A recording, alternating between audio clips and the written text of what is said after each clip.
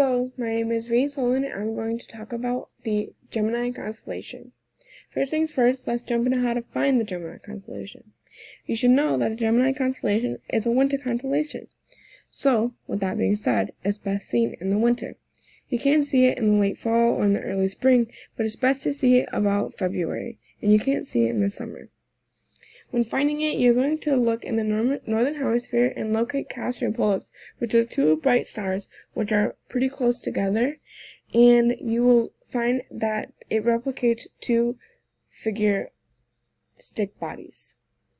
In the northern hemisphere here you see, I can search Pollux and find right here Castor and Pollux and just go right in.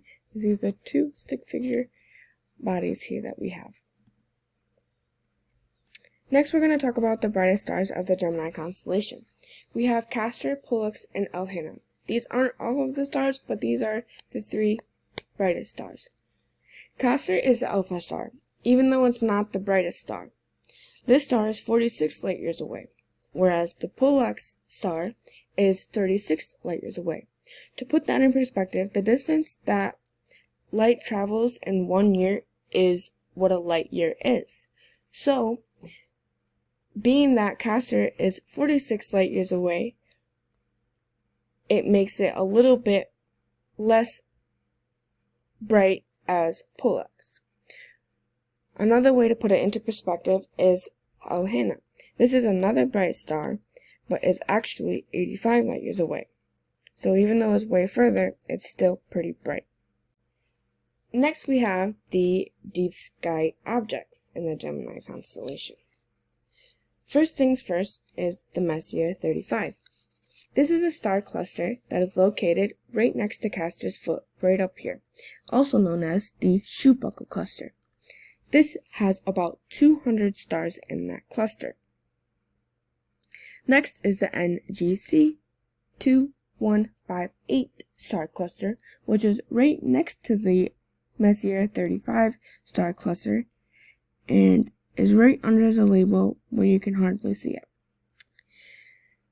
The Messier 35 is 2,800 light years away and can be seen when it's really dark with binoculars, whereas the NGC 2158 is 12,000 light years away, and it would be necessary to use a telescope in order to see it.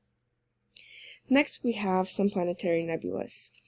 To put these into perspective, you should know that planetary nebulas are glowing sheets of ionized gas that are ejected from giant stars that are in their late stages of life. So, the jellyfish nebula is ionized gas that was ejected from a star in late stages of life and can be found right between these two stars in Castor. This is 5,000 light years from Earth, and it actually remains unknown how long it's been there. Next we have the Eskimo Nebula, which is located right down by Pollux's hip. This is also known as the Clownface Nebula because of its look. Also 5,000 light years from Earth, just like the Jellyfish Nebula. And this remnant is of a dying star that is in a similar mass to the Sun, and it was founded in 1787. Next we have the Medusa Nebula. This is another planetary nebula that is actually 1,500 light years from Earth, which is closer than the other two we just discussed. Next we have the NGC 2420. This consists of approximately 1,000 stars in the volume of space in just 30 years in diameter. Last but not least, we have the NGC 2355. This is approximately 1 billion years old and is 5,400 light years from Earth. This is located right below Pollux's knee and above the NGC 2395. The Medusa Nebula is located right below the NGC 2395, which is why you can't see it there. But for a visual, you can see it here. That's the Medusa Nebula here.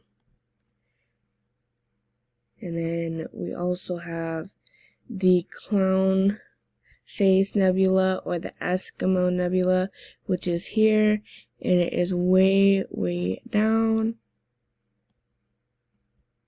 Again, these are planetary nebulas.